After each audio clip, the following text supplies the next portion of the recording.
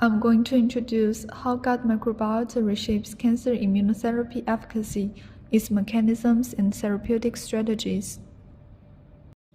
Gut microbiota has an intricate relationship between cancer and anti-cancer therapies. Previous studies have demonstrated that the diversity and composition of gut microbiota were closely associated with the heterogeneity of immunotherapy effects. Immunotherapy as a novel cancer treatment is only effective for a small portion of patients, and the treatment diagrams are complicated by immune-related adverse effects. Therefore, manipulating gut microbiota towards the dominance of beneficial bacteria might be a new therapeutic strategy and biomarker to improve and predict the clinical outcomes of cancer patients. Gut microbiota induces cancerogenesis by producing toxic metabolites, inducing inflammation microenvironment, and suppressing anti-cancer immunity. It can also regulate hormones in circulation or through the gut-brain axis to induce dysplasia in distal organs and systems outside the gastrointestinal tract. Conversely, intact intestinal microbiota can also serve as a protective role against cancer. Through the gut wall where immune cells are located, the gut microbiota interacts with the immune system, which allows it to affect gut immunity as well as immune responses in distal mucosal sites via circulation and systemic metabolism.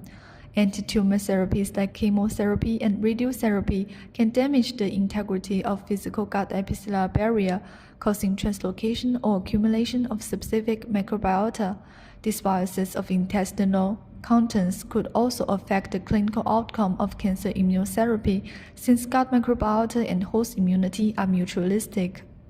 Many studies have suggested that differences in the gut microbiota composition might account for the significant heterogeneity in the success of ICI treatments. Decreased diversity or richness of fecal bacterial composition was often correlated with lower response rate and worse patient survival. In addition to the diversity, the accumulation of specific bacterial species or strains was also associated with the therapeutic efficacy.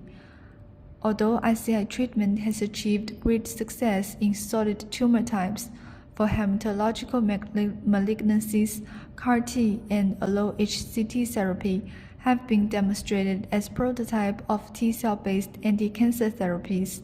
A growing understanding of how gut microbiota composition affects these two therapies is emerging. Anti-cancer therapies can increase the permeability of gut barrier, translocation of bacteria, and dysbiosis. During cancer therapy, antibiotics are often used, which can lead to disruption of gut microbiota. The mechanism of immunostimulation by gut microbiota includes ligation of PR and PNP, release of bacterial metabolites, and cross-reactivity of T cells. In terms of modulating gut microbiota, new strategies to improve cancer immunotherapy includes dietary intervention, fecal microbiota transplantation, defined commensal strains, prebiotics, and probiotics.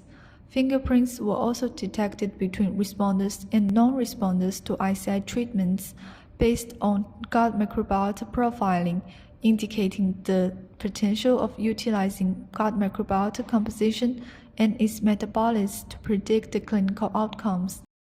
In conclusion, gut microbiota has been acknowledged as key regulators in host-mediated anti-cancer immune response, especially during immunotherapy, and antibiotics-induced dysbiosis often leads to resistance to immunotherapy and poor clinical outcomes.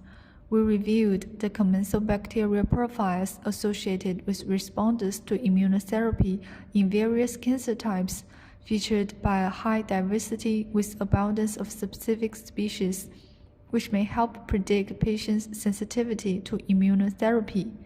We also proposed that gut microbiota can act as the future therapeutic target and adjuvant in personalized anti-cancer regimen, and reviewed the current dilemma and potential strategies to manipulate them towards beneficial bacteria.